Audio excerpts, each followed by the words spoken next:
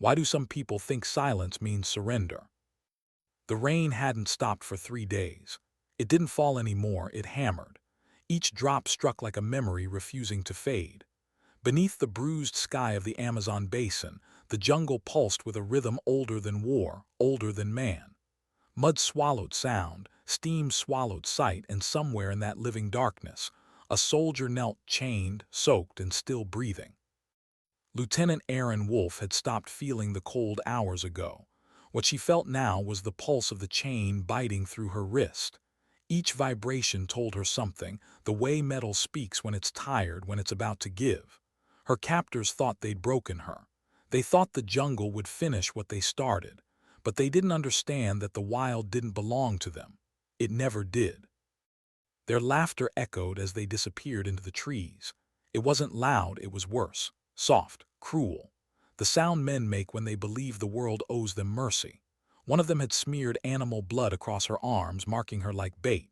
The scent was meant to call predators, jaguars, anacondas, things that didn't care about human wars or rank insignias.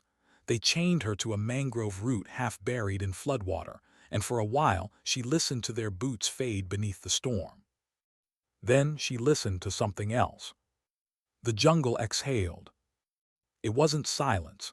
It was awareness, the kind that crawls beneath your skin and watches from every leaf.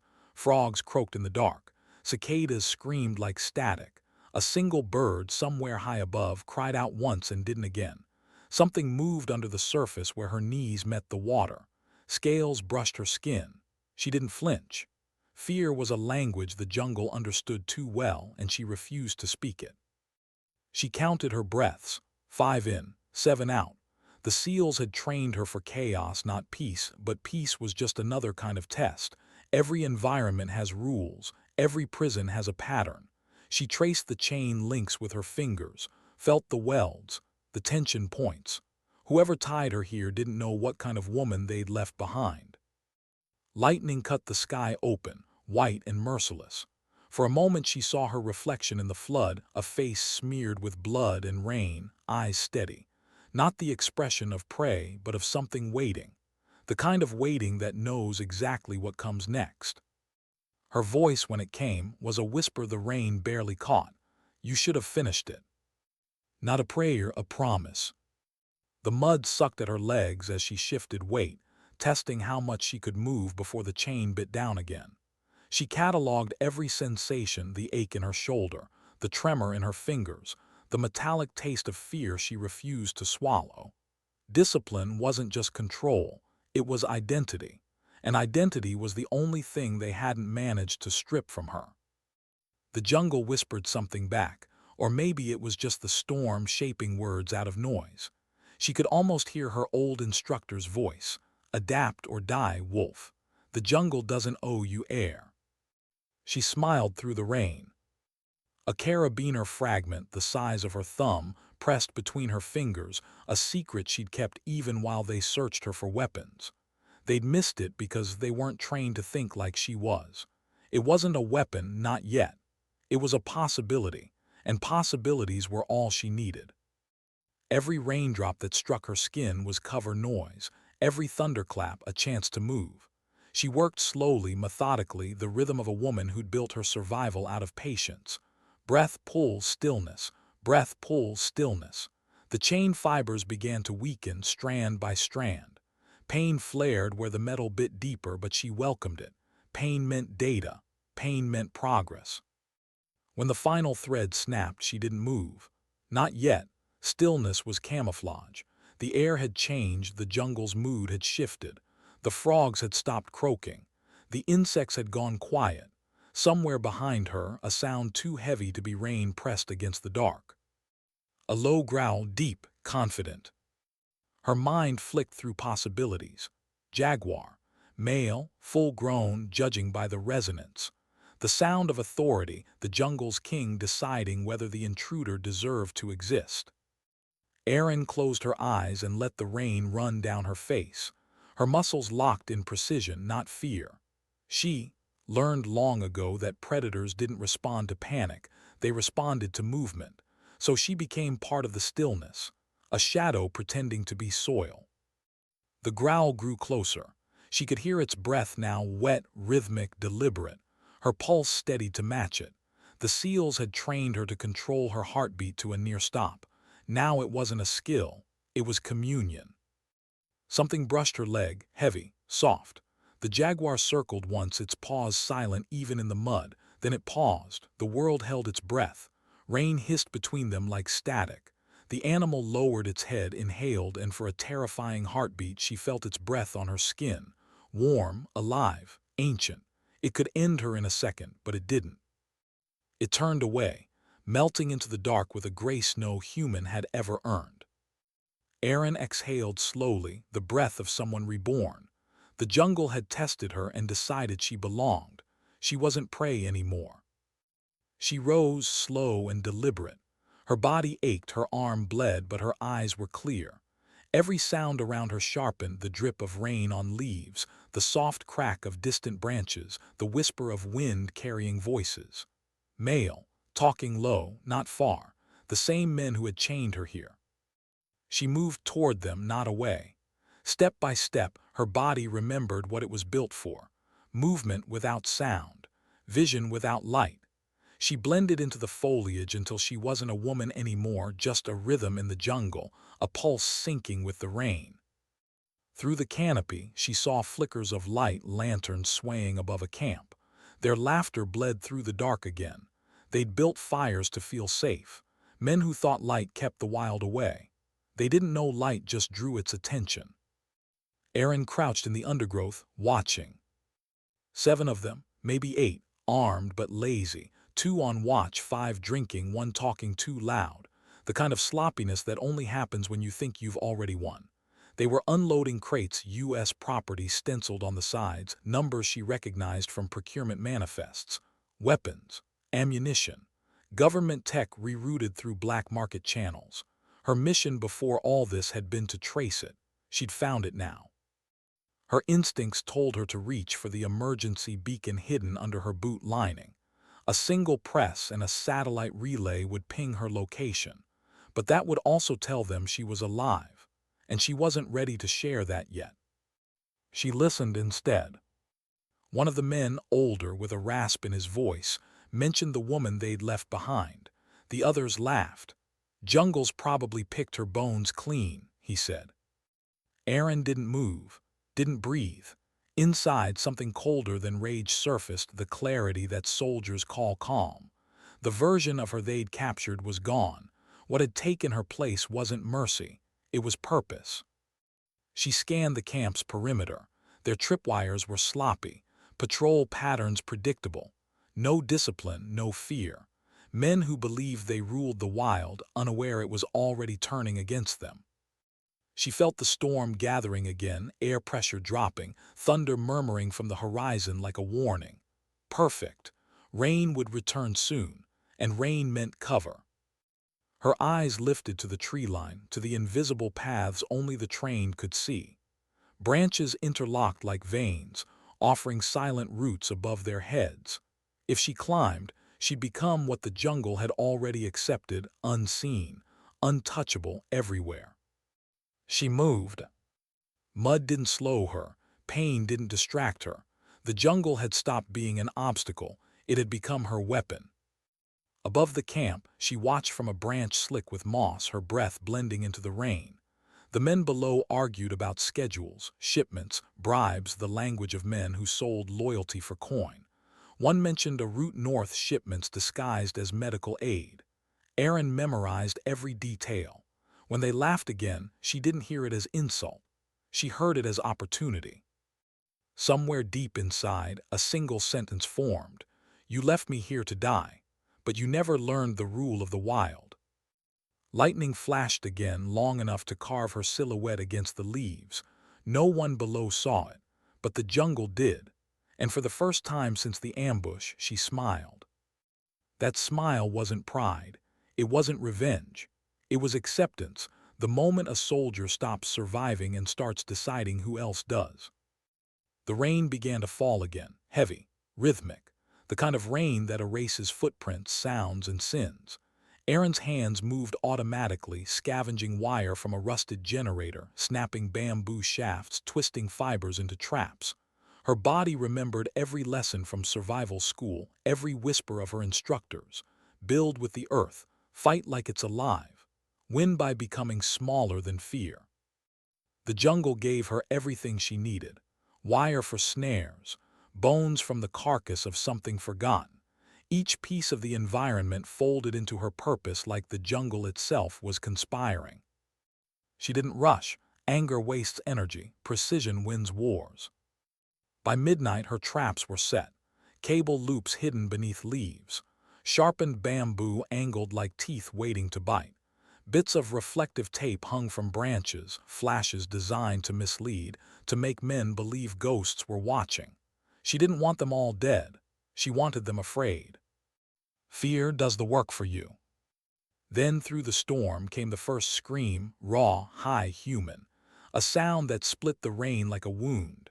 The jungle had spoken its first verdict. Erin didn't move, she just listened. When the second scream followed, shorter, wetter, she closed her eyes, not out of mercy, out of memory. War was never about who shot first. It was about who could live with what came after. She whispered again, the words almost lost to the storm. You left me in the jungle, but you forgot who the jungle listens to. The thunder rolled in response, deep and approving. What does fear sound like when it finally realizes it's too late? At first, it was only movement, the quick slap of boots through mud, the sudden hush of men who knew the dark had shifted against them. Then came the voices, frantic, whispering curses in languages the jungle didn't care to learn. Fear has the same accent everywhere. Erin stayed still, pressed against the trunk of a ceiba tree that rose like a column of shadow through the mist. Her body was mud-painted and invisible. She didn't breathe through her mouth, only through her nose, slow and steady, in rhythm with the rain. The jungle didn't notice her anymore. It had accepted her heartbeat as one of its own. Below, a lantern swung wildly in a trembling hand. Its beam cut across the clearing, slicing the fog into ribbons of gold and black. The light caught something on a nearby branch, a strip of tape she'd hung deliberately. The reflection flashed once, like an eye opening. The man holding the lantern gasped, fired a shot, and hit nothing but leaves. The sound rolled through the trees, a thunder that didn't belong to the sky. Erin didn't flinch. The shot told her everything she needed to know: direction, distance, panic level. They were already fighting shadows. She didn't have to chase them. She only had to let their fear eat them alive. She watched as two men dragged a wounded one toward the firelight. His leg was bleeding, snared by her cable loop. Not enough to kill, just enough to make him scream every time they tried to move him. One kept looking over his shoulder, muttering prayers under his breath. Another pointed toward the darkness, swearing he saw eyes watching from the trees. He wasn't wrong. Erin adjusted her grip on the rifle she'd lifted earlier, the one a mercenary had dropped in his panic. It was slick with rain but functional. The safety clicked softly beneath her thumb, the sound drowned by thunder. She didn't fire. Not yet. Ammunition wasn't for revenge, it was for necessity, and she hadn't reached necessity. The wind shifted, carrying the scent of smoke and blood. She could taste iron on her tongue. Somewhere above, branches cracked not from wind but weight. The jungle moved differently now. It was awake. Every creature, every breath seemed to lean toward the camp as if waiting for its own justice. Erin crouched lower. Her body trembled not from cold but from something older, the memory of silence before combat. She had lived through ambushes before, but this one was different. No teammates on comms, no overwatch on the ridge, no voice in her ear calling targets. Just her and the rain and the ghosts of every decision that led her here. She remembered their faces, the rest of her team. Daniels, who joked even when rounds snapped overhead. Ruiz, the steady hand with the quiet smile, gone in seconds when the ambush came. Their names lived somewhere behind her ribs, a rhythm she carried even now. Every movement she made was part tribute, part promise. She shifted position, crawling forward through the wet leaves until she had a clear view of the camp's center. The men had regrouped, 5 left standing. 1 limped. 2 argued. Mendoza, their leader, shouted orders, but his voice cracked under the weight of disbelief. They had firepower, numbers, supplies, but none of it mattered now. The jungle had turned their confidence into noise. Another thunderclap rolled overhead and the rain thickened. Perfect cover. Erin slid from the shadows, her movements as smooth as breath. She circled the camp's edge, eyes tracking every weapon, every escape line. The perimeter was broken, tripwires hanging loose, traps sprung or avoided. She designed it that way. Confusion was the strategy. Panic was the weapon. A flash of memory struck her, training at Coronado years ago. Control the environment before it controls you, her instructor had said, packing the beach. But sometimes control means surrendering to it first. She understood it now more than ever. She wasn't fighting in the jungle. She was fighting as the jungle. A branch snapped behind her. Instant reaction. She dropped, rolled, rifle raised. Nothing, just the echo of her own heartbeat. Then another sound, breathing, close, too close. A figure emerged through the rain, his silhouette barely visible. He wasn't one of the mercenaries, not anymore. The trap had found him first.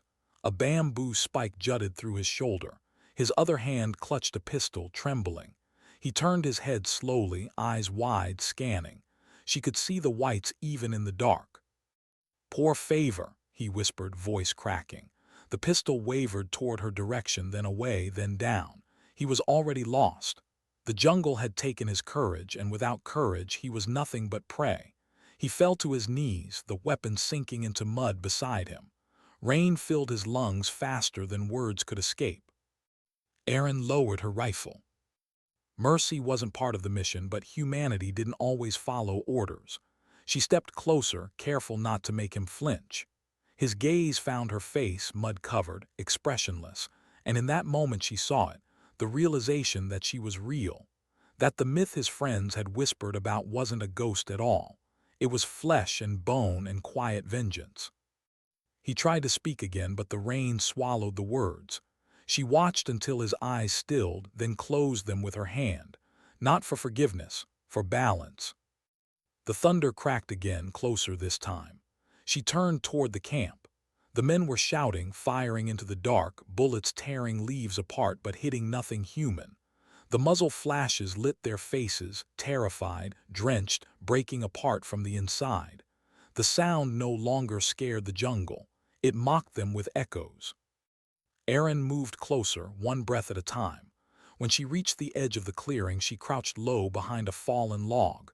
The campfire was nearly dead, hissing against the rain. Mendoza stood near it, his radio pressed to his ear, shouting into static. "Command, this is Lima, damn it. Anyone respond." Nothing but white noise answered him. She could have ended it there. One clean shot through the fog, but ending it wasn't the mission. Exposing them was. She waited. Minutes passed. The fire died completely. The only light left came from lightning, slicing the world into fragments. Each flash revealed another failure, a broken crate, a dead comrade, a face streaked with mud and disbelief. Erin moved again, silent, unseen. She reached the edge of a supply tent and slipped inside. The air reeked of fuel and damp canvas. Crates of weapons lined the walls, stolen U.S. ordnance, tagged with serial codes she recognized. She photographed them with the micro camera embedded in her wrist strap. Each click of the lens was softer than rain. Evidence, not vengeance. Proof that would outlive her if it had to. Outside, voices rose again. A man cried out, "We're cursed, she's not human." Laughter followed, but it cracked under its own fear. Mendoza struck him hard enough to shut him up. "She's flesh and blood," he roared. "Find her." Erin listened, crouched in the dark. They'd chosen the wrong command.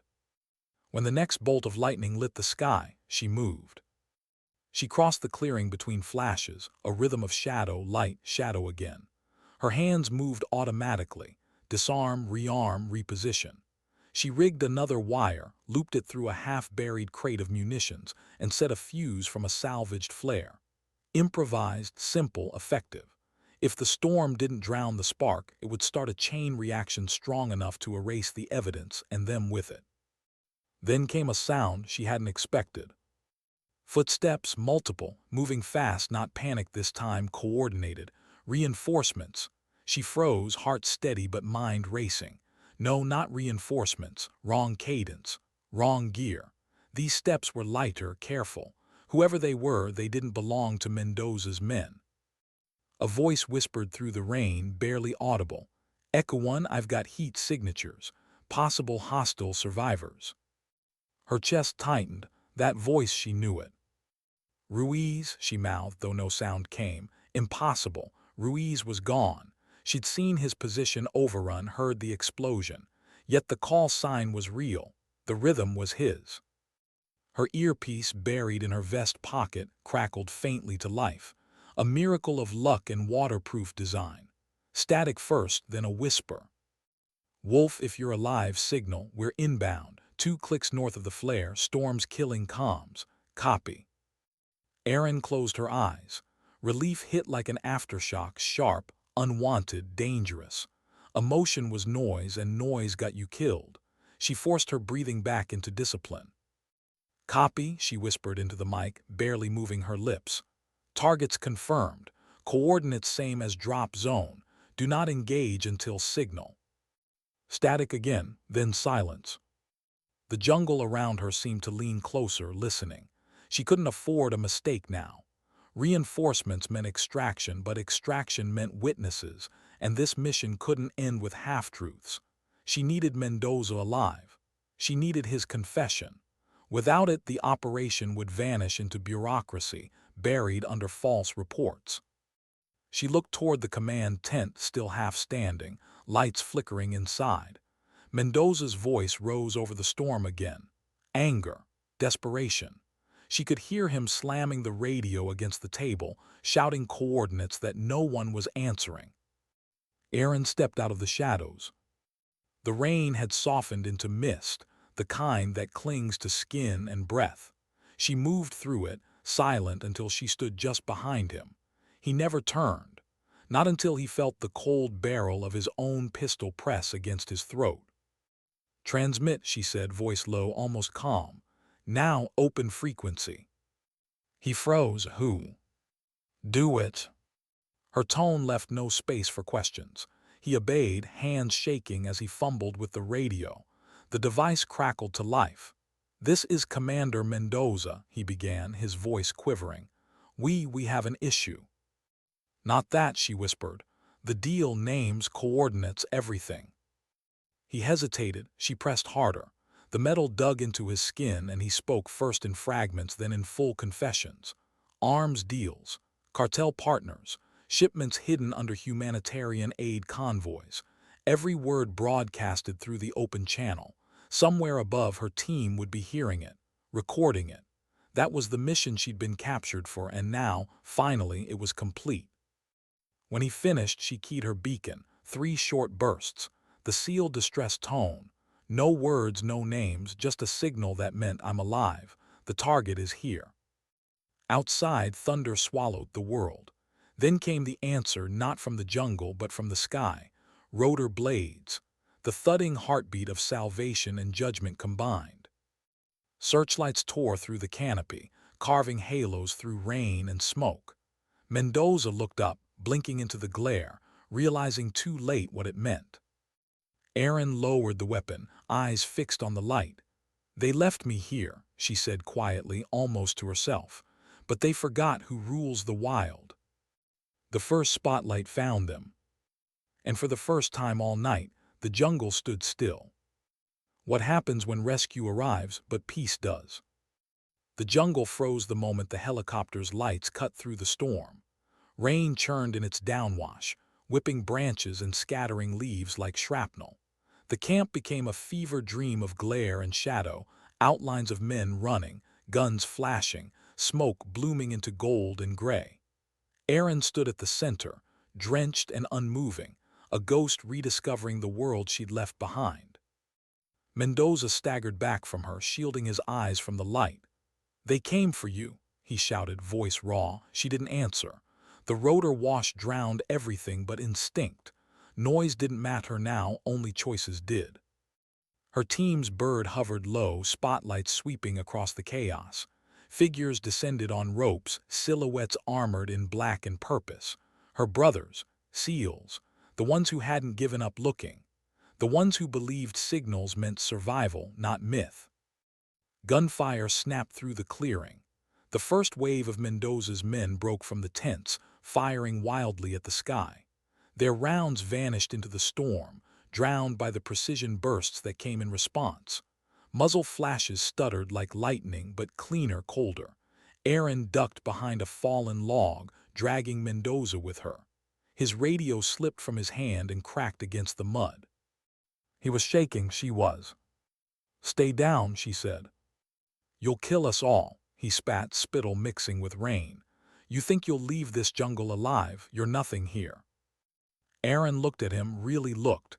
The face of a man who had traded his soul for authority and still thought it was worth something. "You're right," she said softly. "Nothing leaves this place the same."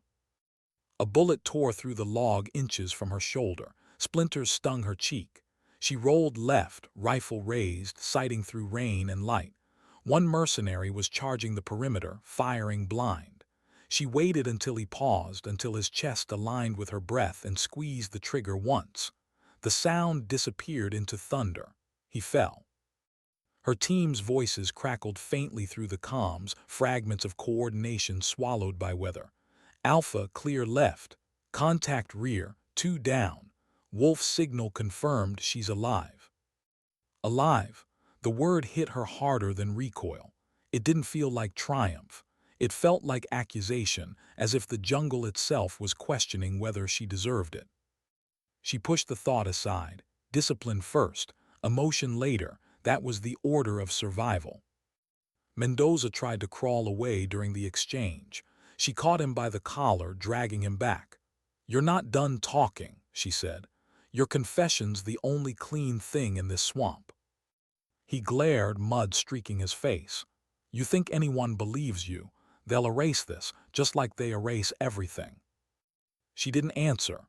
The sound of rotor blades deepened, another chopper, heavier, approaching from the south. Her instincts sharpened instantly. 2 birds meant one wasn't theirs. She keyed her mic. "This is Wolf, second inbound, ID unknown, possible hostile extract." Static, then Ruiz's voice, strained, breathless. "Copy, Wolf. We see it too. Moving to intercept. Hold position." Hold position. Easy to say from the air. The new helicopter broke through the fog like a black whale breaching from hell. No insignia, no lights, just motion and menace. It came in low, skimming treetops, its rotor wash bending the canopy into chaos. Then muzzle flare from its door guns. Heavy caliber, not rescue, retaliation. Rounds shredded the clearing.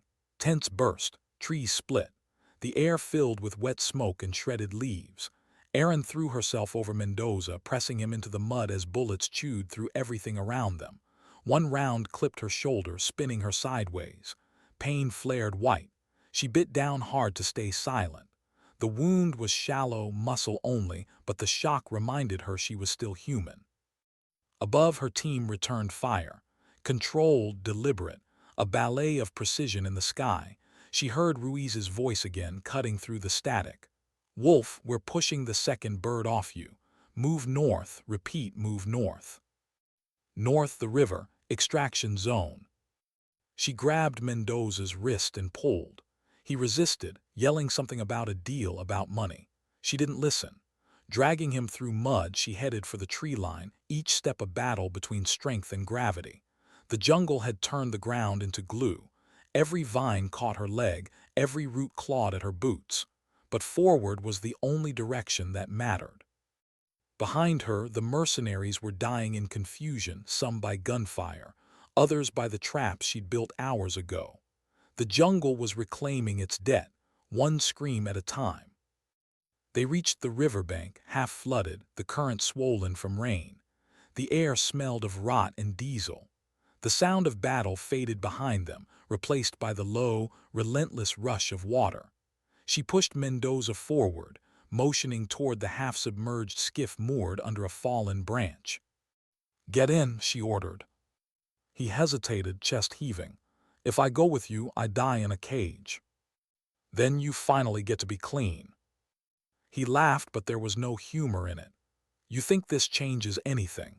You'll go home, they'll pin a medal on you, and the world keeps spinning the same." Erin didn't reply. She wasn't sure if he was wrong. The water was waist-deep and freezing as she waded in, pulling the skiff free. The current fought her, dragging at her legs. Mendoza climbed in reluctantly, still clutching the edge like it might bite. She shoved the boat off and climbed in after him. The river grabbed them instantly, spinning them away from the smoke and light. For a long time neither spoke, only the hiss of rain on the river, the occasional roar of thunder rolling across the canopy.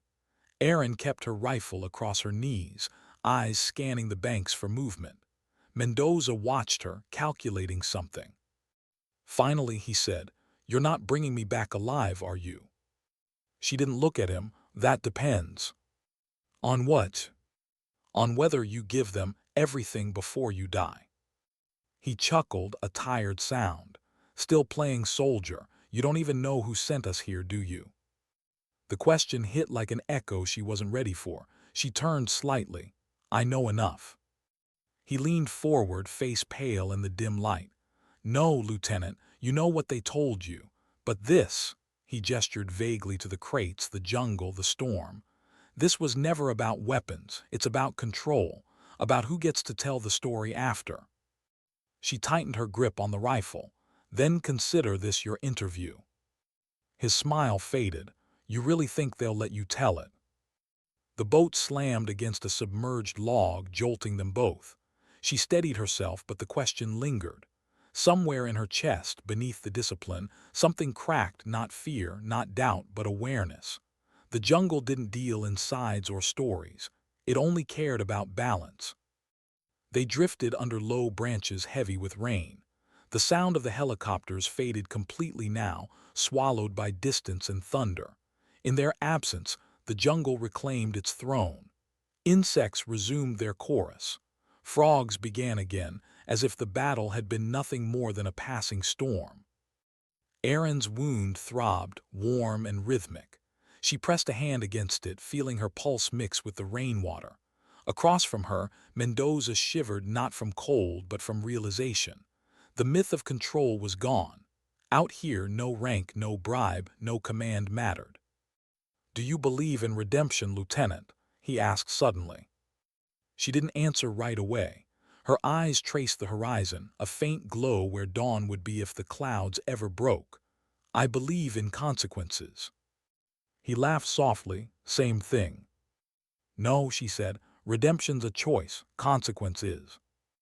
The river narrowed ahead, curving between rock walls slick with moss. The current accelerated, pulling them faster. She steered carefully, guiding the skiff through the rapids. Mendoza gripped the side, teeth clenched. The boat slammed against a rock, water splashing over them. She kept it steady. When they emerged into calmer water, he was pale. "You'll die out here too, you know," he said, half-whisper. "Maybe not today, but the jungle keeps score." Erin looked up at the canopy. Raindrops fell in slow motion, catching what little light existed. "It already took what it wanted," she said. "I just helped it finish." They drifted for another mile before the river widened into an open basin. The storm was moving north now, leaving mist and silence behind. Through the fog, she saw lights, small, distant, steady. Her team's extraction zone. Relief tried to rise in her chest, but she pushed it down. The mission wasn't over. Not yet. She reached into her vest and pulled out the recording unit, the one she'd synced to Mendoza's confession. It blinked red, still active, still capturing. Proof. Truth. The kind of thing governments bury in silence. She slipped it into a waterproof pouch and sealed it against her chest. Mendoza followed her motion with wary eyes. "You think they'll thank you for that?" he asked. "You think your command wants those words to see daylight?" "I think the dead deserve the truth," she said quietly, "even if the living don't." A distant rumble rose again, not thunder this time. Engines, boats, more than one. She turned sharply. Through the mist, silhouettes appeared, long, narrow craft cutting across the current. Not seals, wrong formation, wrong lights. Her pulse quickened. Mendoza smiled faintly, almost proud. You see, the jungle not done yet. She raised her rifle, scanning the horizon. Her radio crackled to life, Ruiz's voice barely pushing through static. Wolf, inbound support, ETA 5 your, then silence. The signal drowned in interference.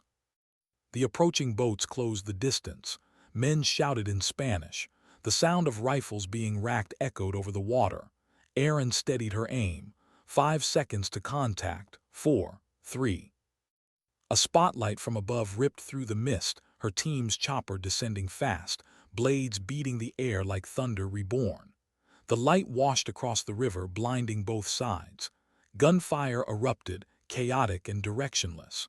Bullets hit the water around her, throwing spray into the air. Aaron grabbed Mendoza, yanked him down. Stay below the line, she shouted. He struggled, coughing, half drowned. She ignored him, aiming up at the trees. The extraction rope dropped through the mist, swaying just above the skiff. Go, a voice boomed through loudspeakers. Wolf, get your package and move. She looked at Mendoza. He stared back, eyes wide, realizing what package meant. He shook his head violently. I can't. She didn't give him the choice. Hooking the harness around his chest, she clipped it tight. You wanted control, she said, voice steady. Now you get to face it. The winch engaged, lifting them slowly above the river. Bullets followed, snapping past in streaks of light. Below, the boats collided, soldiers shouting, chaos blooming anew. The skiff spun in circles, swallowed by the current. As they rose through the fog, Aaron felt the wind tear through her soaked uniform. Her shoulder burned, her lungs ached. Her hands shook, not from fear, but exhaustion. The jungle fell away beneath her, vast and endless, its canopy gleaming with rain like a living sea.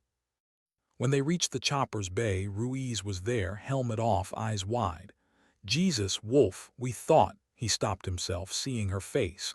The look wasn't triumph. It was silence. The kind that comes when you've survived more than you should. She pulled Mendoza inside, dropping him to the floor. He talks, she said simply. You record. Ruiz nodded. No more questions. The door gunner leaned out, firing a last burst toward the river. Targets dispersing, he yelled. We're clear. Then take us home, Ruiz said. Aaron sank against the bulkhead, eyes on the horizon. Below them, the jungle receded into mist and memory, patient, quiet, and eternal. The battle was over, but the war inside her had only begun. She looked down at her bandaged hand, the mud still caked beneath her nails. The jungle had left its mark. It always did. She thought about the jaguar, the silence, the rain, about the men who laughed before the wild swallowed them whole, about balance. Sometimes the world doesn't punish you for cruelty. It just lets you live long enough to understand it. She closed her eyes, letting the engine's hum replace the rain. Tomorrow they'd ask her for reports, for details, for closure. But there would be no closure, only the truth, and the truth was never clean. Somewhere below, thunder rolled again, softer now, almost like applause. What do you tell people who weren't there? The flight back felt longer than the mission itself. Not because of distance, but because of everything that had to stay unsaid. The jungle had fallen away hours ago, yet its noise still echoed inside Aaron's chest. Rain, screams, thunder, breath, all looping beneath the rhythmic hum of rotor blades. Outside, dawn broke pale and indifferent. Inside, the light from the instrument panel painted her team in shades of green and fatigue. No one spoke much. Ruiz sat opposite her, helmet off, face streaked with dried rain and disbelief. He kept glancing her way as if making sure she was real. Every few minutes he'd open his mouth to say something, then close it again. What words could possibly fit?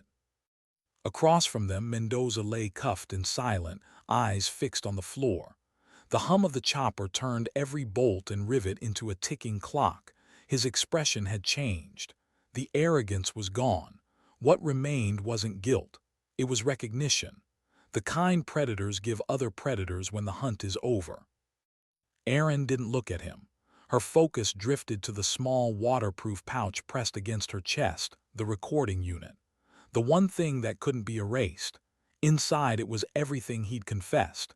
The deals, the shipments, the proof. But it also held something else: her voice, her breathing, her choices. The story behind the story. She wondered which version Command would want to hear. The helicopter began its descent, engines shifting pitch. Below them, the rainforest thinned into coastline, a makeshift airfield carved into the mud. Floodlights glared against the wet runway. Vehicles waited at the far end. Black, unmarked, patient. Ruiz leaned toward her, voice low. "You sure you're okay?" Erin blinked, as if remembering what the question meant. Define okay. He gave a faint smile, the kind soldiers use when nothing's funny. "Still you." She didn't answer. The skids touched down with a hiss of hydraulic pressure. Doors opened. The air outside was colder, sterile. It smelled of fuel and bureaucracy. Men in clean uniforms approached, not rescue, not comfort, protocol. Their faces were unreadable, their movements efficient. Mendoza was taken first, escorted by 2 guards and a man in a pressed suit who didn't look at anyone when he spoke. "Lieutenant Wolfe," another voice called. It was calm, practiced, authority wrapped in silk. She turned to see a colonel she didn't know. His insignia gleamed under floodlight. "You'll come with me," he said. "We need your statement." Statement? The word tasted hollow. Ruiz stepped forward. "She needs a medic first. She's wounded." The colonel barely looked at him. "Medical will attend. The debrief is priority." Erin stood, slow and deliberate. "It's fine," she said. "Let's get it over with." They led her across the tarmac toward a waiting hangar. Inside, the noise dropped away. The air was dry, recycled, and heavy with the smell of coffee and metal. A table sat in the center, 2 chairs, one light overhead, interrogation disguised as conversation. She sat. They didn't cuff her. They didn't have to. A recorder blinked red on the table. The colonel remained standing, hands clasped behind his back. "Lieutenant Aaron Wolfe, SEAL Team 7, he began. "Date, time, and operation file number." He paused, glancing at his clipboard. "Classified under joint tasking with Intelligence Division. You understand the confidentiality of this debrief?" "Yes, sir." "Then start from the beginning. Mission objective." She inhaled, slow. "Recon on illegal mining operations funneling rare metals into weapons development. Objective: locate site, identify personnel, extract intelligence. Result: compromised infiltration. Local informant leaked coordinates. Team scattered. I was captured." The colonel's expression didn't change. "Duration of captivity?" "Approximately 40 hours." He nodded once. "And how did you extract yourself from that situation?" That question, the one that mattered and didn't.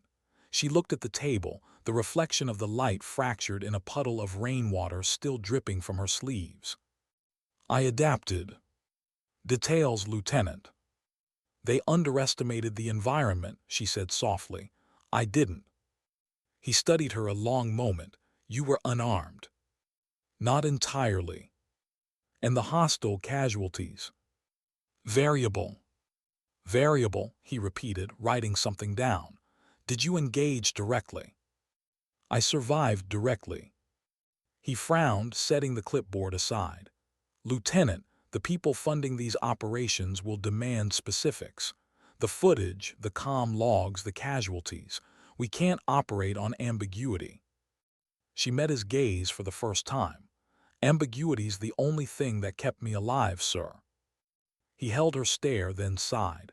"Fine, let's move on. Commander Mendoza, he's in custody. Your statement mentions a confession." "Yes." "Do you have it recorded?" She nodded once, tapping the pouch at her chest. Everything he said, every word. Good, the colonel said. We'll need that. Command wants to review the material before it's entered into record. Review, she repeated, or redact. His eyes narrowed. Watch your tone, Lieutenant.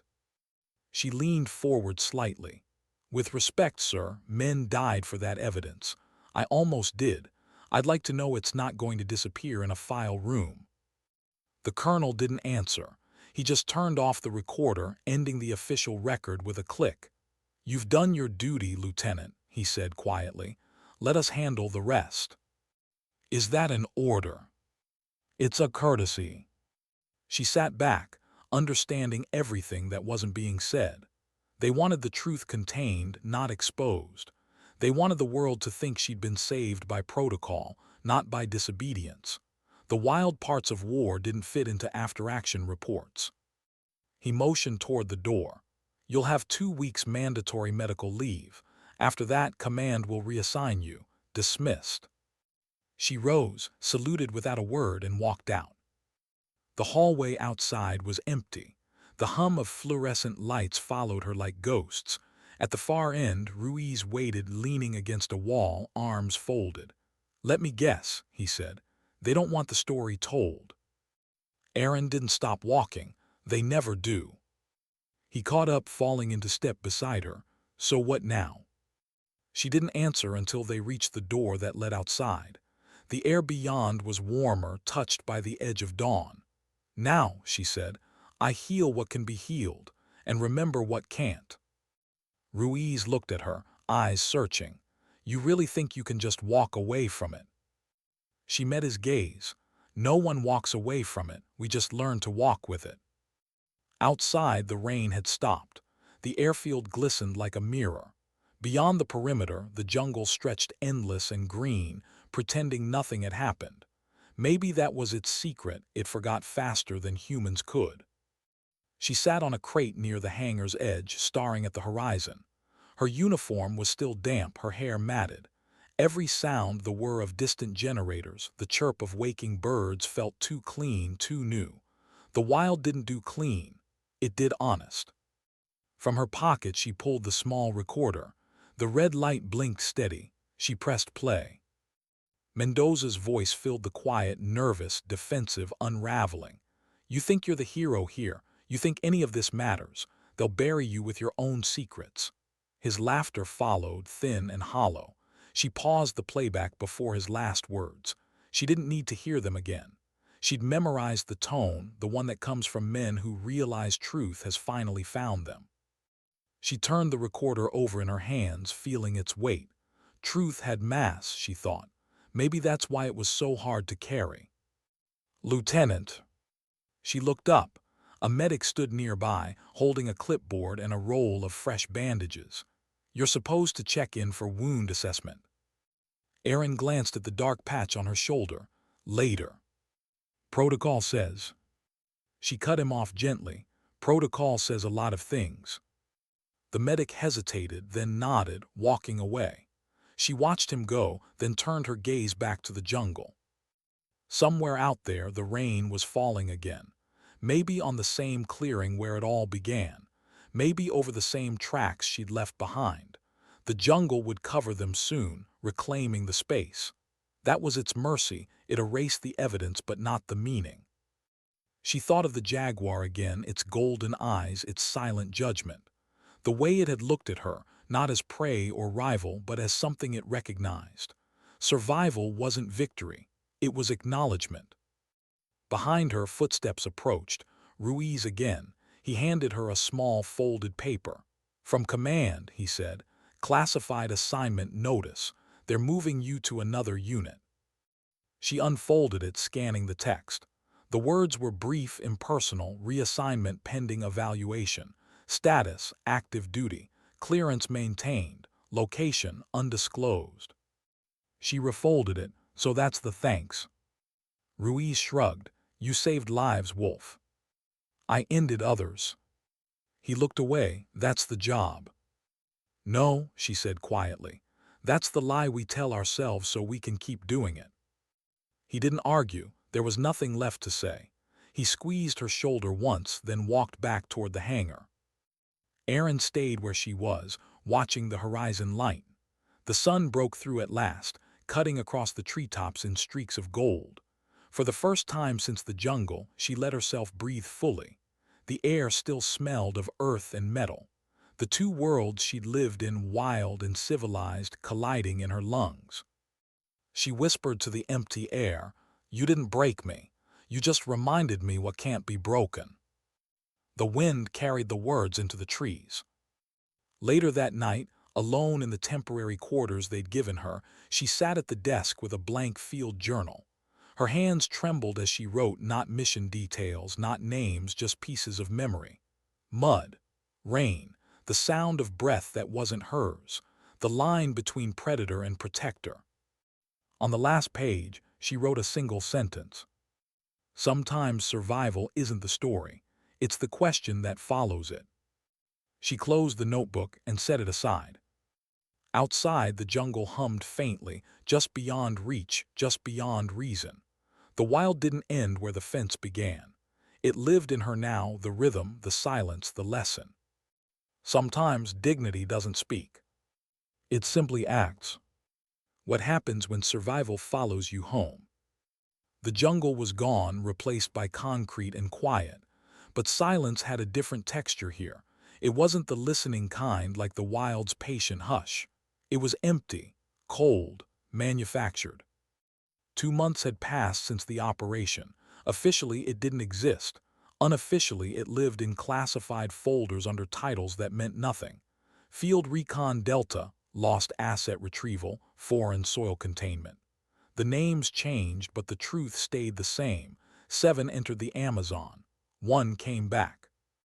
Aaron Wolf had been reassigned to Coronado, administrative rotation, evaluation pending, a holding pattern dressed up as recovery.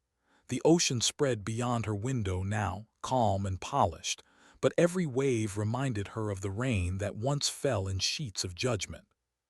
She tried to fit back into routine, physical training at dawn, briefings, silent mess halls. Her uniform was pressed, her record spotless. But discipline couldn't hide the tremors that came at night, when she'd wake to the sound of frogs that weren't there, or the phantom growl of something unseen just beyond her bed. They told her she'd done everything right, that the mission was a success, that she'd survived what others couldn't, but no one asked what she'd left behind to make it true. In the quiet hours, she'd walk the shoreline barefoot, the Pacific wind biting through her fatigues. Each grain of sand reminded her of the mud that once clung to her boots. The rhythm of waves replaced the jungle's chorus, softer but no kinder. She wondered if the ocean ever envied the jungle for its honesty. The sea hides everything. The jungle shows it. One evening, as the sun bled into the water, she found Ruiz waiting on the pier. He looked older, though only weeks had passed. War had a way of bending time that way. It stretched moments into lifetimes and then erased the years between them. "Didn't think I'd see you here," she said, keeping her eyes on the horizon. He smiled faintly. "They sent me down for a follow-up, said you'd been non-communicative." "That's one word for it." He leaned against the railing beside her. The wind tugged at his jacket. "They still haven't cleared the report." "Of course not. You still have the recording." She glanced at him. "Would you turn it in if you did?" He didn't answer. He didn't have to. After a while, he said, "They're building a new unit. Mixed specialization, intel, recovery, covert tech. They want someone to oversee field integration. And they think that's me. They think you don't know how to stop working." Aaron smirked. "They're not wrong." He hesitated. "You'll say yes, won't you?" She looked down at her hands, steady, clean, scarred. "When have I ever said no?" He nodded slowly, understanding. "Just try to remember you're not made of iron." She turned to him, her voice quiet but firm. "Iron rusts, I adapt." He almost smiled, then walked away, his silhouette swallowed by sunset. She stayed a while longer, listening to the waves argue with the wind. That night she couldn't sleep. The barracks were too still, the air too dry. She lay in the dark, eyes open, counting the seconds between heartbeats. Her body was back in California, but her senses weren't. Every creak of the floor became a twig snapping. Every gust of wind through the window became breath on her neck. The jungle hadn't left her. It had simply changed its form. Sometime near midnight, she rose and sat at the small desk by the wall. The field journal lay where she'd left it, open to the last line. Sometimes survival isn't the story. It's the question that follows it. She traced the words with her finger. Then she wrote beneath them, and sometimes the question never ends. The next morning, she reported to her new assignment. The facility didn't look like much, a low compound near the cliffs, tucked behind a naval research wing. Inside, everything hummed with quiet precision. White walls, cold light, the faint buzz of electronics. The kind of place built not to be noticed. A woman greeted her in the corridor, civilian clothes, sharp eyes. "Lieutenant Wolf," she said, extending a hand. "I'm Director Harper. I'll be overseeing your integration." Erin shook her hand. Integration into what exactly? Harper smiled faintly. "Let's call it gray work, between intel and field ops. We study behavioral patterns in hostile environments, adaptation under pressure. You're something of a case study." Erin raised a brow.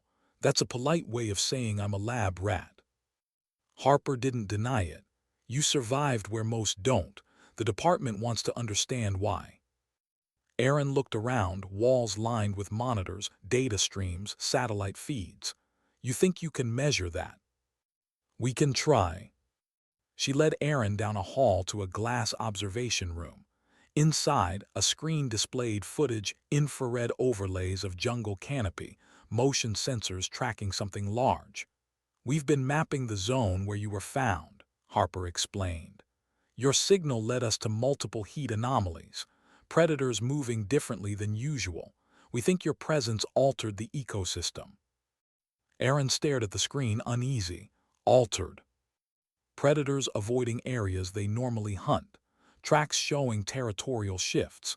It's as if the jungle adjusted around what happened. Erin folded her arms.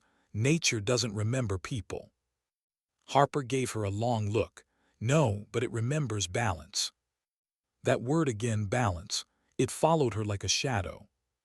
Harper continued. "Your debrief mentioned an encounter with a jaguar. You said it didn't attack." Erin hesitated. "It didn't need to." "Can you elaborate?" Erin met her eyes.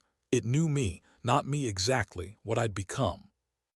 Harper watched her carefully. "And what is that, Lieutenant?" Erin didn't answer. She turned toward the window, the reflection of the jungle footage glowing faintly on her face. "Something the wild didn't kill." Harper nodded slowly. "You'll fit right in here." Weeks turned into months. Erin's new role was a strange balance between instructor and experiment. She trained younger operatives in field survival, taught them how to read terrain like language, how to move like the environment rather than through it. But between sessions, she was studied, her vitals monitored, her dreams recorded. They called it psychological mapping. She called it vivisection. She cooperated mostly. She answered their questions, wore their sensors, submitted to their tests. But every time they tried to quantify what happened in the jungle, she gave them something they couldn't measure: silence. One evening, after hours, Harper found her alone in the training yard, moving through drills with mechanical precision. The sun had set, and the lights cast her shadow long across the asphalt. "You don't sleep," Harper said, stepping closer. "Sleep's a habit," Erin replied. "I broke it." "You're still in there, aren't you? The jungle." Erin stopped mid-motion. "No one leaves it," she said. "You just learn to stop fighting it." Harper studied her a moment. "You think it changed you?" "I know it did." "How?" Erin looked up at the darkening sky. "It took the noise away, all the justifications, the medals, the excuses. Out there, survival isn't about rank, it's about respect. The jungle doesn't reward power, it rewards understanding." Harper's voice softened. You think our world could ever understand that? Aaron gave a faint, tired smile. Our world doesn't want to understand, it wants control. Harper nodded as if she'd expected that answer. There's talk of redeploying you, a classified recon in Southeast Asia, similar terrain. They think lightning might strike twice. Aaron stared at her. And you? I think you've become something the rest of us can't categorize. That scares them. Aaron turned back toward the ocean beyond the compound. Good. Fear keeps people honest. Harper's voice was quiet. What about you, Lieutenant? What keeps you honest? Aaron didn't look away from the horizon. The jungle still watches, and I refuse to disappoint it. That night rain returned soft at first, then relentless. The kind of rain that pulled memory out of hiding. Aaron lay awake, listening to it drum against the window, each drop echoing like the ones that once fell on her chains. She rose, restless, and walked barefoot to the observation room. The screen still glowed, replaying infrared footage on loop, predators moving through the canopy. The same jaguar path she'd seen before, packing near the coordinates where she was once left to die. But tonight something new.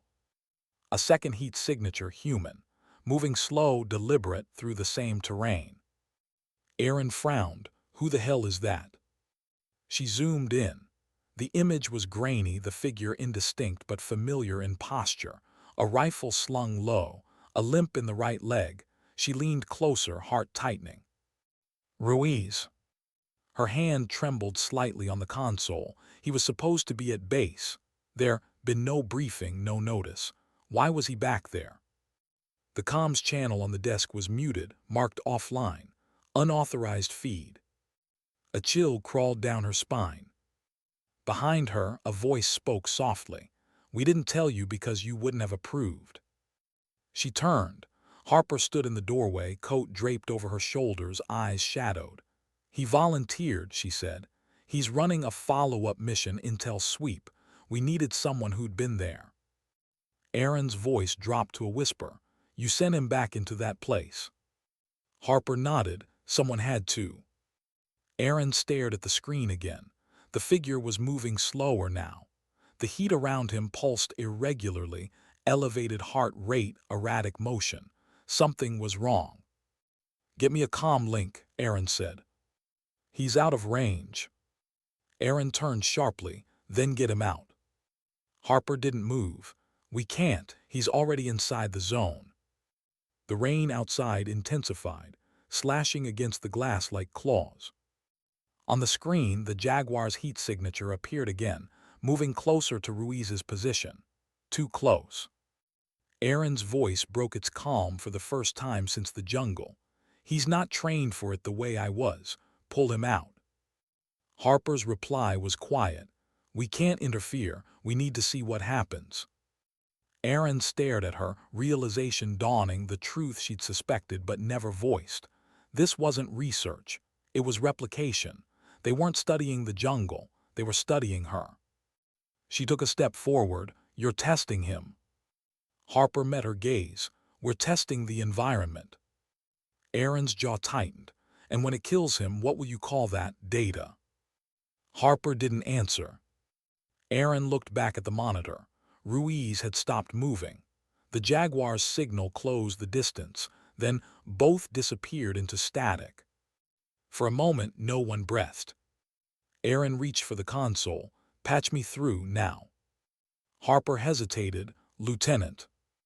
Aaron's voice snapped. Now. The comms crackled, faint, broken. Wolf, if you can hear, I saw it, same place, it's... Then silence. Static swallowed the line. Aaron's reflection stared back from the glass.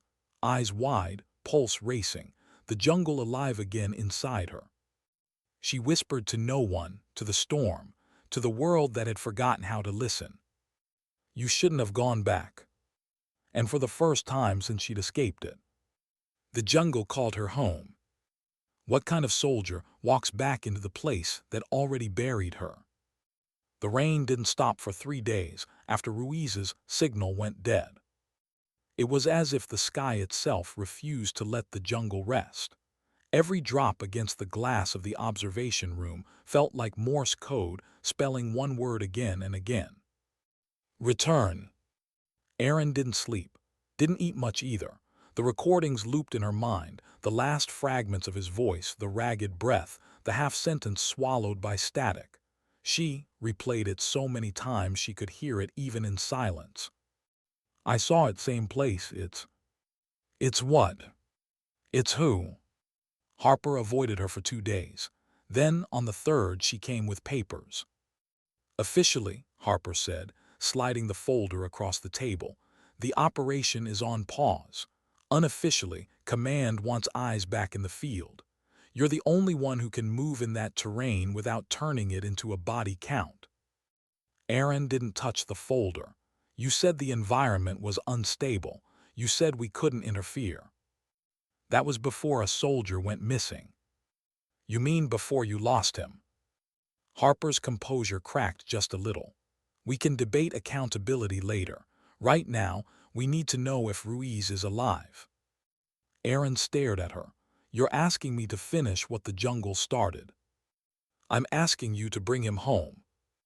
The words landed heavier than any order ever had. Home. As if such a place still existed for either of them. 3 nights later, Erin was back inside a helicopter, the same model that had once pulled her from the brink. The irony didn't escape her. The rotors thudded overhead, a slow mechanical heartbeat trying to drown out her own.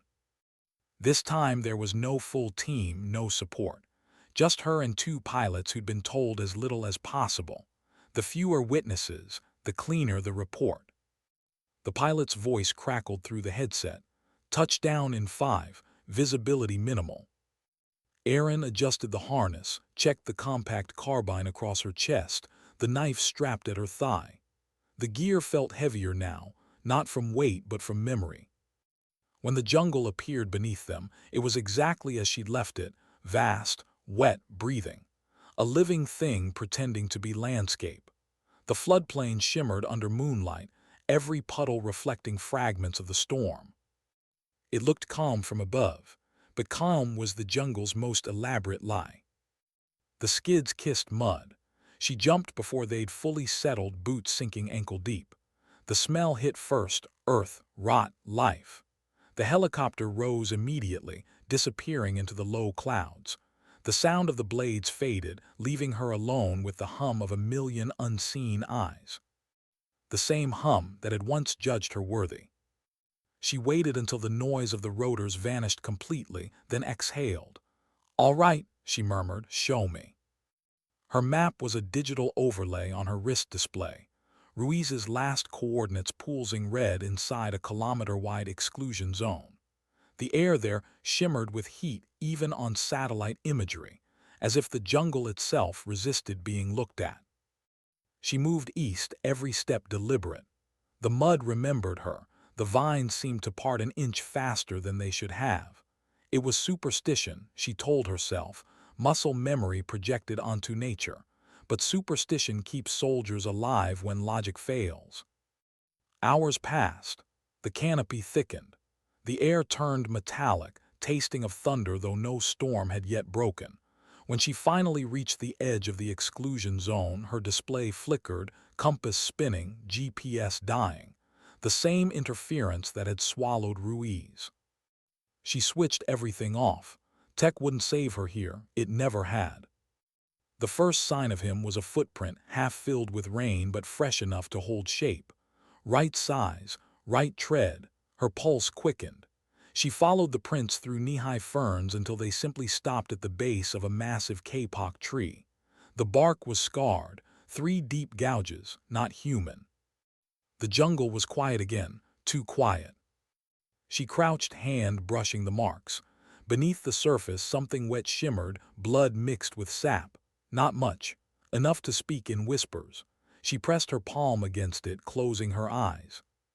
The jungle breathed back. When she opened them, she caught the faintest rustle in the distance, metal against metal. Human. She rose, moving toward the sound, rifle raised.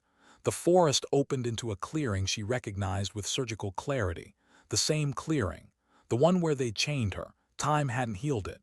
The chains were still there, half buried in roots, rusted but waiting. And hanging from one of them, a single dog tag. She stepped closer. The name was etched clear despite corrosion. RUIZT. Her breath caught. Something moved behind her. She spun, sighting through the scope. Nothing but mist. Then a whisper almost friendly. Aaron. Her finger froze on the trigger. Ruiz, she called softly. No answer, just rain beginning again, light but constant. She turned in a slow circle. Talk to me. The whisper came again, closer. You shouldn't have come back. She saw him then, emerging from the fog like a memory made solid. Same uniform, torn and caked in mud. Eyes hollow, fever bright. He was barefoot. One arm hung useless at his side. Jesus, she breathed, lowering the rifle. You're alive. He smiled faintly. Define alive. She reached for him. We're exfiling right now. He didn't move. You brought a beacon. No, silent extraction. I'll signal when. He shook his head. Doesn't matter, they won't take us. Who? Them. His gaze drifted upward toward the trees. The ones watching. Aaron followed his eyes. The canopy above was still but not empty. Shadows moved, not animals, not wind, patterns, coordination. She raised her rifle again, scanning. Nothing. Ruiz, she said slowly, how long have you been here? He laughed softly. How long has it been since you left? 72 hours. Feels like years. Did they capture you? No, he whispered. It did. Her stomach tightened. The jungle. He nodded once. It learns. Before she could answer, the radio on her shoulder hissed. Just static, then Harper's voice, faint and sharp. Wolf, confirm visual on Ruiz. Do you copy? Aaron hesitated, eyes locked on him. I copy. Status. He's alive, injured. Maintain distance, Harper said quickly. We're reading energy spikes in your sector. Aaron frowned. Say again. Something's interfering with thermal. We're pulling your signal in and out. Then the radio cut to silence. Ruiz looked at her sadly. They're not coming. They will. You still believe that? She swallowed. I have to. He stepped closer, rain streaking his face. You don't understand. I tried to leave. Every direction turns back here. She stared at him. That's not possible. He smiled again, broken and certain. Neither is surviving it twice. A branch snapped behind them. Aaron pivoted, finger on the trigger. The mist moved like breath. Through it, a low growl rippled deep, familiar. The jaguar. But it didn't sound like threat. It sounded like warning. Ruiz stumbled backward. It doesn't want me anymore, he whispered. It wants balance. Lightning flashed, one brilliant, heart-stopping frame. In it she saw the truth. Behind Ruiz, dozens of shapes in the fog, men in tactical gear without insignia, masks, rifles raised. Not ghosts, operatives. Her comm crackled again, Harper shouting this time. Wolf, extraction compromised. Those aren't ours, get out now. Gunfire erupted. The clearing exploded into chaos. Aaron dove for cover behind the root system, returning controlled bursts. Ruiz crawled toward her, dragging his wounded leg. She reached him, pulled him in. Who the hell are they? She yelled. He coughed, blood mixing with rain. Cleanup crew. They can't let what we found exist. Found what? He looked at her with something close to peace. Proof. A bullet struck the chain above them, showering sparks. Aaron grabbed his vest, hauled him to his feet. Move. They ran through the flood of rain and lead, the jungle closing around them like a door. Branches whipped their faces, mud swallowed their boots. Behind them, the gunfire grew distant but constant, men chasing shadows that didn't belong to them. They reached a ravine, narrow but deep, water raging below. No bridge, no rope. Ruiz stumbled to the edge. "We jump," he gasped. "You can't make that." He smiled, teeth red with blood. "Then you'll have to." Before she could stop him, he pushed her back, raised his weapon, and fired into the tree line. The return fire found him instantly. He fell without sound, disappearing into the ravine's dark mouth. "Ruiz!" she screamed. The jungle answered with thunder. She stood there shaking, breath ragged, heart refusing to understand what eyes already had. Then she felt it, the jaguar's presence behind her again. Not close, but watching, waiting. "Balance." She turned toward the sound of voices approaching through the trees, the masked men spreading out, methodical. No time for grief, no room for mercy. Aaron moved. She vanished into the foliage, every step swallowed by mud and memory. The jungle recognized her again, covering her tracks, bending light, holding its breath. For hours she ran, until the gunfire became only distant thunder, and the ravine's roar was a lullaby. When at last she stopped, Dawn was bleeding through the canopy. Her uniform was torn, her shoulder reopened, her hands trembling, but she was alive. Again. She looked back toward the direction she came from. Smoke rose faintly in the distance. Whatever those men had come to erase, they would fail, because the jungle remembered. And so did she. She reached into her vest pocket and pulled out Ruiz's dog tag, still warm from her grip. The edges were sharp enough to cut. She let it rest in her palm, then whispered, "I'll finish it." Somewhere above, the jaguar's cry rolled through the trees, low and endless, like a requiem sung by the wild itself. Aaron turned north, deeper into the heart of the green, where maps turned to myth. Every step she took felt like a promise. She was no longer a soldier following orders. She was what the jungle had made of her, its memory, its weapon, its balance. And this time, she wasn't waiting to be rescued. What if the truth you're chasing is alive? The jungle had stopped pretending to sleep.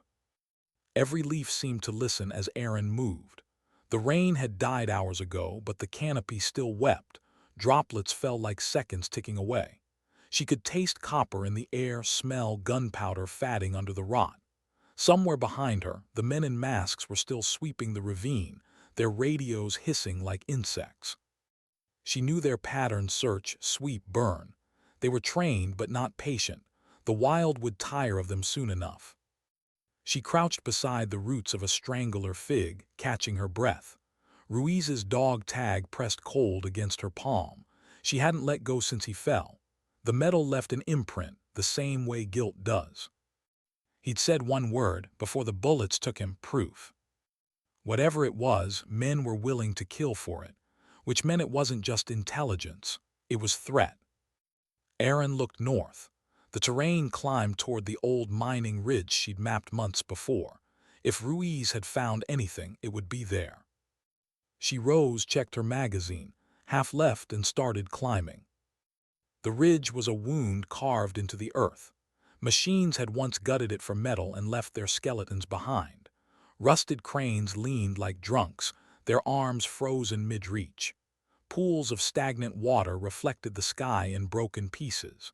She moved through the ruins in silence, each footstep echoing memories of the ambush that began it all. Halfway up, she found signs of a camp, fresh prints, still warm embers. Not the mercenaries. Different tread, different discipline. The cleanup crew had passed through recently, but what they'd been guarding wasn't human. At the center of the clearing stood a cage, industrial steel, door bent inward as if something inside had forced its way out. Blood streaked the bars. Not much, but enough to tell a story. Aaron knelt, studying the ground, paw prints large, feline, but heavier than a jaguar. The spacing was wrong. The stride was almost human in rhythm. Whatever had been caged here wasn't meant to exist. She remembered Harper's words: energy spikes, behavioral shifts. They hadn't been studying her survival. They'd been studying what survived her. The radio at her shoulder crackled to life again, faint and distorted. Harper's voice. "Wolf, If you're receiving this, extraction protocol is terminated. Do not engage, repeat, do not engage. Aaron clicked transmit. Define engage, Harper, because whatever you lost here is already moving. Static swallowed the reply. She stood slowly, scanning the tree line. The jungle had gone still again, the kind of stillness that happens before something decides whether to kill you or not. Her pulse steadied, her breathing flattened. She turned her senses outward, listening for pattern. Then she heard it, a soft shift of weight 10 meters left, another behind her. The air thickened, pressing against her ears. She turned, rifle raised. Nothing. And then everything. A blur of motion hit from the right, fast, heavy, silent. She rolled, mud spraying as claws raked across her vest. The creature landed in a crouch, shoulders heaving. Moonlight caught its shape, sleek, black, unmistakably jaguar except for the eyes. They glowed the color of fire. Aaron froze. Easy, she whispered, as if words could reach whatever lived behind that gaze. The animal growled, a sound that vibrated the air itself, but it didn't leap, it waited. Recognition slid through her like lightning. The same eyes she'd met once before in the floodwater. The same animal that had spared her life. Only now something in it had changed. Its muscles trembled, breath uneven. There was intelligence there, conflicted, trapped. She lowered the rifle slowly. You remember me. The jaguar blinked once, deliberate. Behind her another sound, metal clinking against stone. She turned. A figure stepped from the shadows. One of the masked operatives, visor cracked, rifle lowered. He was bleeding from a slash across the chest. You shouldn't have come here, he rasped. Aaron's rifle came up again. Who are you? Containment Division, he coughed. Not government, not anymore. That thing, he nodded toward the jaguar, was part of the project. Ruiz found it, filmed it. They sent us to erase it. Aaron's voice was ice. What kind of project? He smiled through the blood. Yours. The word hit like recoil. Explain. They studied how you survived. Neural mapping, pheromone analysis, pattern imprint. You changed the ecosystem, Wolf. The jungle absorbed it. The animal, he coughed, spitting red, it synced to you. Balance, you called it. Command called it weaponization. He staggered, collapsing to one knee.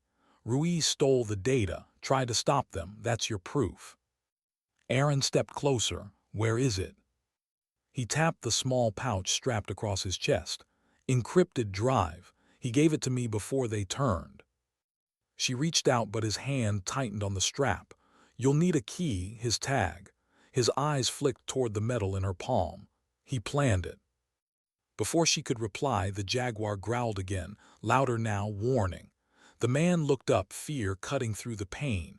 It's not stable anymore. Run. He didn't finish the sentence.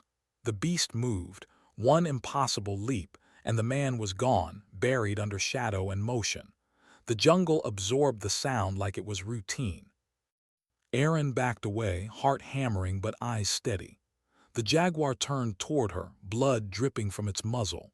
For a second she thought it would strike. Instead, it lowered its head, an acknowledgement, and vanished into the trees. She stood alone again, the drive clutched in her hand, rain beginning to fall anew. By nightfall she'd reached a cave near the ridge top, half hidden by vines. Inside, she built a small fire from dry moss and shrapnel of bark. The drive gleamed in the flicker like a secret too heavy for metal. She slid Ruiz's tag into the small port on its side. The indicator light blinked once, then projected faint holographic data across the cave wall, images of DNA sequences, animal scans, heat maps overlaying human neural patterns. She read the labels: Project Balance, Adaptive Symbiosis Program. Dates stretching back years, her own file number among them. They'd been running tests long before the mission, before she ever set foot in the jungle. She hadn't been chosen for her skill, she'd been bred for it. She scrolled through line after line of classified logs, until one froze her completely. Subject Wolf. A. Field viability confirmed. Environmental synchronization successful. Recommend continued exposure for stability testing. There were other names. Ruiz's among them, listed as control variable terminated. Her stomach turned. He'd known. That's why he'd gone back, to expose them, to prove she wasn't just a soldier, they'd made her part of the experiment. Outside, thunder rolled again, shaking the cave walls. She closed the projection, tucking the drive back into her vest. She didn't need more evidence. She needed distance and choices. But the jungle had other plans. The fire dimmed. A shadow moved at the mouth of the cave, then another. Voices low, urgent. The operatives had found her trail. She killed the light, crouched low, rifle steady. Through the night vision filter she saw them, 3 shapes scanning with lasers, advancing carefully. She let them come closer, 10 meters, 5. Then she whispered, barely audible, "Forgive me, Ruiz." Her first shot dropped the point man. The second tore through a flashlight beam, plunging the cave into darkness. The third hit nothing. She was already moving, rolling out through a side fissure, down the slick rock into the underbrush. Shouts followed, then more gunfire. Sparks danced across the stone. She ran blind, letting the jungle guide her, roots for handholds, vines for balance. Every motion muscle memory, every breath a countdown. She burst into open ground and froze. The jaguar stood there again, directly in her path. It didn't growl this time. It simply looked at her, eyes burning gold. Behind her, footsteps crashed through the brush. No time left. She raised her weapon. "You're not my enemy," she whispered. "Help me end this." The animal tilted its head. Then it turned and bolted into the dark, not away from her, toward the pursuers. Screams followed, wet, brief, final. When silence returned, she felt no victory, only understanding. The jungle wasn't helping her. It was correcting its imbalance. She sank to her knees, rain washing the blood from her hands. "Balance," she murmured. "Always balance." By dawn, she reached a clearing overlooking the river. Mist drifted like smoke. She set the encrypted drive on a flat stone and stared at it. Proof, Ruiz had said. But proof of what? That she was human once. She pulled the radio from her pack, tuned to an open frequency. "This is Lieutenant Aaron Wolf," she said softly. "If anyone's listening, I have data on Project Balance. Multiple casualties, coordinates attached." Static. Then Harper's voice, faint and urgent. "Aaron, stop. You don't understand what you're carrying. That data can't reach the grid." "You mean it can't reach the truth?" "This isn't about truth. It's about containment. You open that channel, you start something you can't end." Aaron looked toward the jungle, where the wind whispered through the leaves like a warning. "Maybe it's already started." "Aaron," the transmission cut. She stared at the drive one last time, then reached into her pocket and pulled out the dog tag. The metal gleamed, cracked down the center from the bullet that killed him. She snapped it fully apart, wedged one half into the drive's data port, and twisted until the casing broke. The device sparked, hissed, then died. She tossed the fragments into the river. They vanished without a sound. Sometimes proof isn't worth what it costs to carry. The jungle sighed, as if satisfied. She turned back toward the tree line, the weight of decision finally leaving her shoulders. For the first time in months, her hands stopped shaking. The wild had its balance again. Whether she belonged to it or to the world above no longer mattered. She walked until the mist swallowed her, one step after another, deeper into the green that had become her only truth. What does it mean to come back from a place that doesn't forget you? By the time the rescue chopper found her, she wasn't trying to hide. She stood in the open clearing, hands loose at her sides, rain matting her hair against her face. Around her, the jungle steamed, quiet, satisfied, like a predator that had finally eaten enough. The pilots didn't speak when they saw her. They didn't have to. They just hovered low and dropped the rope. Aaron looked at it for a long moment. a piece of civilization dangling into something older. Then she took it, not to escape, but to close a loop. The debrief room was colder this time. Fluorescent lights, no windows, the kind of silence that hummed with electricity. Harper sat across from her, not as a director now but as something closer to a confessor. Her eyes were ringed with exhaustion, the professional calm stripped away. "You destroyed the data," Harper said. Aaron didn't answer. "We lost 7 men out there. Do you realize what that information was worth?" Aaron looked up slowly. "I do, that's why I destroyed it." Harper's jaw tightened. "We could have controlled it, contained it." "That's what you said about me once." A long pause. Then Harper leaned back, voice lowering. "You think you did the right thing?" Aaron's gaze stayed steady. "I think I stopped something that forgot the difference between surviving and experimenting on survival." Harper folded her hands. "You killed our proof." Aaron's voice was almost a whisper. "Proof of what? That the jungle listens when we lie to it." The older woman studied her for a moment, then sighed. "Command wants a full report. They'll strip this down to a narrative that fits. You know how that works." Aaron gave a small, tired smile. "They can write whatever they want. The jungle already wrote the ending." Harper hesitated, then reached into her briefcase. "Ruiz's family will need closure. What should I tell them?" Aaron thought about the dog tag, now lying somewhere at the bottom of the river. "Tell them he kept the balance." The colonel from the first debrief entered then, clipboard in hand, voice clipped. "Lieutenant Wolf, effective immediately, your operational clearance is suspended. You'll be reassigned stateside pending review." Aaron didn't flinch. "Am I under arrest?" "No, but if I were you, I'd stay quiet." She stood, nodded once and walked out. Harper watched her go, something unreadable in her expression. Respect, maybe, or guilt wearing its best disguise. Outside, the air tasted different, clean but hollow. The base overlooked the sea again, its horizon flawless and empty.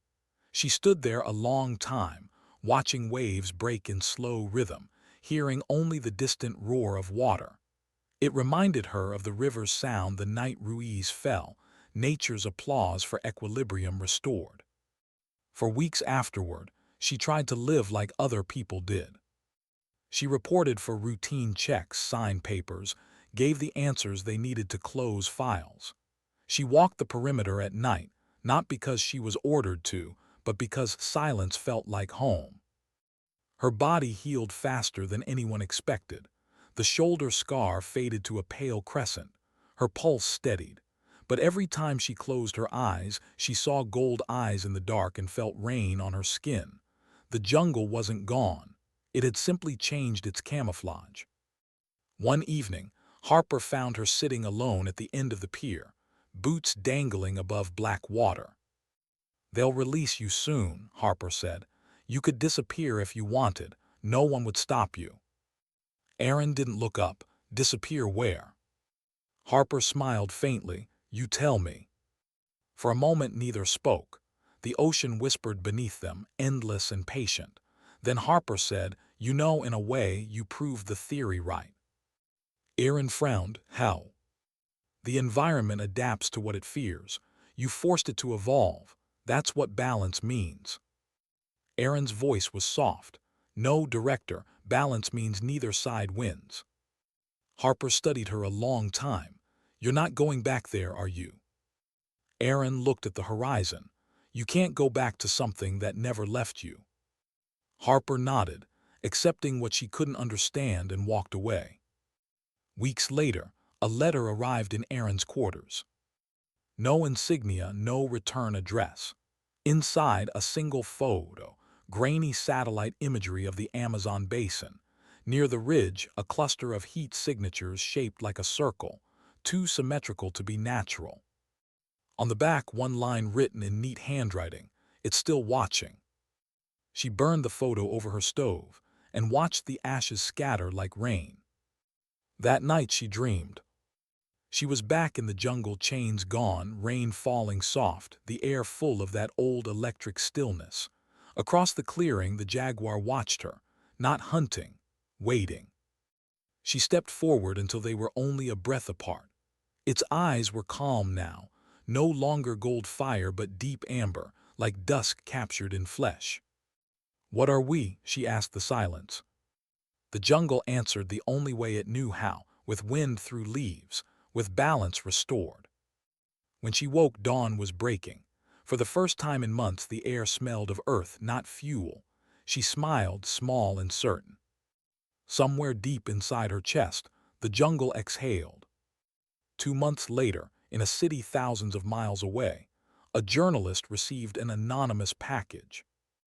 Inside was a waterproof drive, cracked but still functional. Contained within it were fragments of the destroyed files from Project Balance, corrupted video, half-legible reports, coordinates, and one recording labeled simply Wolf. He pressed play. Aaron's voice filled the room, quiet but clear. "If you're hearing this, you found what they wanted to bury. You won't understand all of it, and that's okay. Just remember this: the wild isn't something we conquer. It's the mirror we refuse to look into. And when we forget that, it remembers for us." The recording ended with a faint sound, rain, or maybe applause. Back on the coast, Erin walked the shoreline at dusk, the wind folding her hair across her face. She didn't wear the uniform anymore. No insignia, no rank, just boots and silence. Somewhere in the distance, thunder rolled over the ocean. She looked up, eyes steady. Maybe the jungle had followed her. Maybe it had never been a place at all. Maybe it was a lesson dressed as punishment. She thought of Ruiz, of Harper, of the jaguar, of every shadow that had tested her. Each one had asked the same question in a different language. What will you do when no one is watching? Erin stopped walking, let the wind push against her face, and whispered the answer. Act. She turned inland, disappearing into the line where forest met sand, her silhouette swallowed by green. The camera would linger there, waves in slow motion, sky bruised with storm light, the faint echo of a growl carried on wind. The narrator's voice would fall to a hush. Sometimes the wild isn't out there. It's the part of us that refuses to be trained. And sometimes dignity doesn't speak. It simply acts. The screen would fade to black. Rain again. A heartbeat. Then silence.